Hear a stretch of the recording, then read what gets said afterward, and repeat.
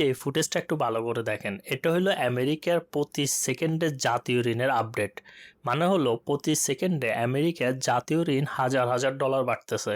এই মুহূর্তে আমেরিকার জাতীয় ঋণ হলো ৩৯ ট্রিলিয়ন ডলারেরও উপরে। এটা আমেরিকার ইতিহাসে সর্বোচ্চ ঋণ। কিন্তু মজার বিষয় কি জানেন? মজার বিষয়টা হলো আমেরিকার এই ঋণটা পরিশোধ করার মতো পর্যাপ্ত পরিমাণ ডলার নেই। তারা কি করছে জানেন? তারা অতিরিক্ত ডলার ছাপিয়ে এই ঋণের সুদটা পরিশোধ করছে। এবং এই যে অতিরিক্ত ডলার ছাপাচ্ছে, এটা কিন্তু বিশ্ব অর্থনীতিতে ইনফ্লেশন তৈরি করতেছে। এবং অনেক অর্থনীতিবিদের মতে এটা হলো বিশ্বের আসলে সবচেয়ে বড় পঞ্জি স্কিমগুলোর মতো। এখন আপনি চিন্তা করছেন যে ওকে, আমেরিকার দেওয়ালিয়া হইলেও কি, তার ঋণ বাড়লেও কি? এখানে আসলে উত্তরটা রয়েছে। আমেরিকা যদি বিশ্বব্যাপী একটা হাসিও দেয়, সেটা বিশ্বের অর্থনীতির উপর একটা বিশাল ইম্প্যাক্ট ফেলে। আজকের ভিডিওতে আমরা জানবো আমেরিকার এই ঋণ কিভাবে বিশ্বব্যাপী অর্থনীতিকে আবার ক্রাইসিসে নিয়ে যাইতে পারে এবং সেটা কিভাবে আপনার আমার উপরে ইম্প্যাক্ট ফেলতে পারে। আমাদের আসলে কিছু করণীয় আছে কিনা। এই ঋণের পরিসংখ্যানটা একটু দেখেন। এই অনুযায়ী আমেরিকাতে যদি এখন কোনো শিশু জন্মগ্রহণ করে, তাহলে তার মাথার উপর $1,13,000 ঋণ নিয়ে সে জন্মগ্রহণ করছে। এবং যারা ট্যাক্স দেয়, অর্থাৎ আমেরিকাতে যারা ট্যাক্স পেয়ার, তাদের মাথার উপরে ঋণের পরিমাণ $3,57,000 করে। বর্তমানে 2026 সালে আমেরিকার ডেট টু জিডিপি রেশিও হলো 124.84%। অর্থাৎ তাদের দেশীয় মোট যে উৎপাদন বা মোট অর্থনীতি, তার থেকে তাদের ঋণ অনেক বেশি। সাধারণত কোনো দেশের এই রেশিওটা যদি 100%-এর উপরে চলে যায়, তাহলে ওই দেশ ঝুঁকিতে আছে বলে মনে করা হয়। আর আমেরিকার এখন 124%। তার মানে আমেরিকা কত বড় ঝুঁকিতে রয়েছে। আমেরিকা বছরে খরচ করে $7.1 ট্রিলিয়ন আর আয় করে 6 এর মতো। মানে তাদের যে খরচ এবং আয়, তার মধ্যে ব্যবধান বা ঘাটতিটা হলো $1.7 ট্রিলিয়ন মতো। মানে হইলো আপনার ইনকাম হলে 100 টাকা, আপনি 150 টাকা খরচ করতেছেন। এখন এই 50 টাকা তো আপনি কারো না কারো থেকে ঋণ নিয়ে খরচ করছেন, তাই না? আমেরিকাও সেই কাজটা করছে। এই যে আমেরিকা ঋণ নিয়ে খরচ করছে, বিশ্বব্যাপী যে এভাবে অস্থির করে তুলছে, এটা কিন্তু বিশ্বব্যাপী অর্থনৈতিক ক্রাইসিস ডেকে আনতে পারে এবং সেটা আপনার আমার উপর বড় ইম্প্যাক্ট ফেলতে পারে। বিষয়টা একটু সহজভাবে বুঝেন। আমেরিকা যদি অতিরিক্ত ডলার ছাপায়, তাহলে ডলারের যোগান বেড়ে যাবে মার্কেটে।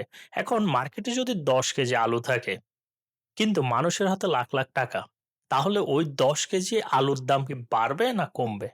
কারণ প্রোডাক্ট মাত্র 10 কেজি, কিন্তু মানুষের হাতে লাখ লাখ টাকা আছে। তার মানে হলো ওই প্রোডাক্টের দাম বেড়ে যাবে। সেম ভাবে আমেরিকা যখন অতিরিক্ত টাকা ছাপানো শুরু করে, কিন্তু মার্কেটে আসলে প্রোডাক্ট কম, তখন আসলে এই ইনফ্লেশনটা দেখা দেয়। এটার কারণ হইলো বিশ্বব্যাপী যে বাণিজ্য ঘটে, তার 80% এখন পর্যন্ত কিন্তু ডলারে ঘটে। দেখেন, আমরা রিজার্ভ করি ডলারে, আমরা বাইরে থেকে আমদানি করি ডলারে, বিশ্বব্যাপী সার, তেল, গ্যাস সবকিছু ট্রেড হয় ডলারে।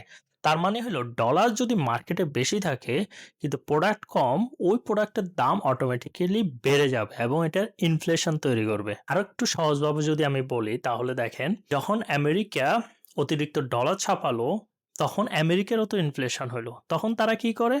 তারা তাদের ফেডারেল রিজার্ভে সুদের হার বাড়ায় দেয়। এখন যে সকল বিনিয়োগকারী বাংলাদেশে ইনভেস্ট করেছে বাইরে থেকে নিয়ে, তার মানে হলো বাংলাদেশে ওই টাকাটা রিজার্ভ ছিল। এখন যেহেতু তারা ইনভেস্টর, তারা দেখে যে কোথায় লাভ। তারা দেখলো যে আমেরিকার ফেডারেল রিজার্ভের সুদ বাড়ায় দিয়েছে, ওইখানে লাভ।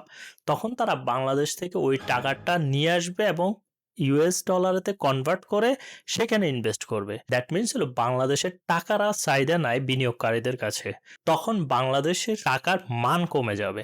দ্যাট মিনস হলো আমরা যদি কোনো প্রোডাক্ট আমদানি করতে হয়, তখন আমরা বেশি দাম দিয়ে আমদানি করতে হবে। সেটা কিভাবে? যদি আগে ডলার মানে $1 সমান 85 টাকা হইতো, তাহলে আমরা যদি $1 বা $100 গ্যাস আমদানি করতে হইতো বা তেল আমদানি করতে হইতো, তাহলে আমরা দিতে হইতো 8,500 টাকা।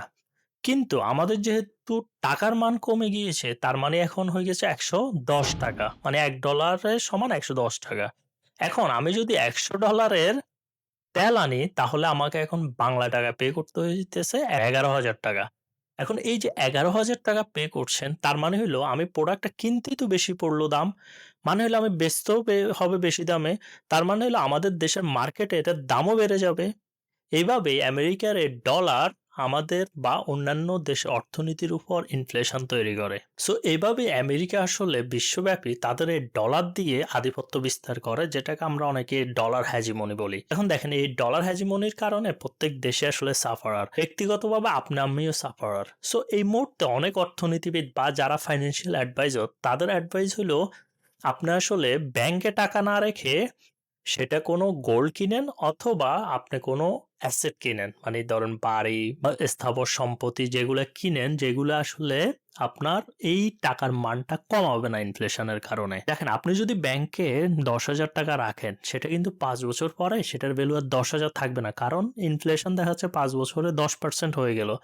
তখন আপনার 10% ভ্যালু কমে গেল। কিন্তু আপনি যদি গোল্ড কিনে রাখেন, ইনফ্লেশন 10% হইলেও বা ইনফ্লেশন 5% হইলেও ওই যদি 5 বছরে আপনার গোল্ডের ভ্যালু দাঁড়ায়, গ্রোথ হয় 10%, তাহলে এটলিস্ট আপনার 5% আর বাড়ছে।